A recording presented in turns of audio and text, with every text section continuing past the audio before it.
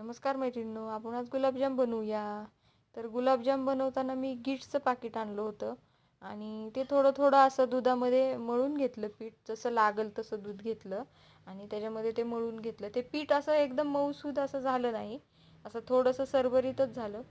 आणि नंतर मग ते पीठ मुरेपर्यंत पाकाची तयारी करून घेतली.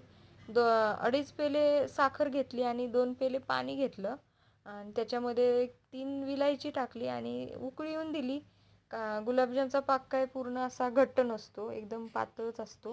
त्याच्यामुळं एक 2-3 उकळी आली की लगेच गॅस बंद करून टाकला. अशा पद्धतीने गुलाबजामचे तोपर्यंत गोळे पण बनवून घेतले.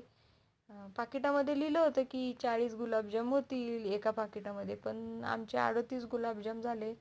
ठीक आहे, पण काय 38 एवढं काय हे नाही, म्हणजे बरोबर आहे ते त्या अंदाजाप्रमाणे. तर खूप छान गुलाबजाम झाले होते मैत्रिणींनो. अशा पद्धतीने आम्ही मंद आचेवर ते गुलाबजाम तळले आणि लगेचच त्याला हलवायला लागतं, कारण ते लगेच ब्राऊन कलर होतो म्हणून. मग आणि मंद आच ठेवली तरी तो ब्राऊन कलर होतो लगेच. त्याच्यामुळं ते सारखं ते गुलाबजाम हलवत राहायला लागत होतं, पण ते छान झाले गुलाबजाम. आणि हे बघा, अशा पद्धतीने गुलाबजाम झाले होते. खूप अगदी म्हणजे जसे स्वीट मार्टला भेटतात तसेच. आम्ही पण गुलाबजामचं पीठ मागं एकदा आणलं होतं, कॅन्टीनचं होतं, पण ते म्हणजे आमच्या सासूबाईंनी आणलेलं. तर ते पूर्ण गुलाबजाम जे आहे ते पूर्ण तेलामध्ये विरघळले होतं आणि माझ्या सगळ्या तेलाची म्हणजे वाट लागलेली सगळी. आणि मग त्याच्यामुळं म्हटलं आता हे गिट्सचंच पाकिट आपण बघूया करून. माझ्या मैत्रिणी पण मला म्हटल्या की गिट्सचं पाकिट आण म्हणून, खूप छान होतात गुलाबजाम.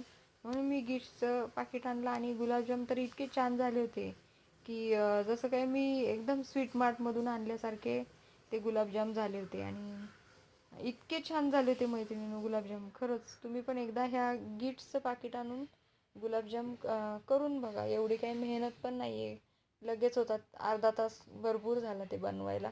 खूप छान होतात, भरपूर होतात, मनसोक्त खाता पण येतात. आणि माझ्या चॅनलला नक्की लाईक सबस्क्राईब करा मैत्रिणींनो, आणि छान छान कमेंट करा. आणि येत आहे ना गुलाबजाम खायला.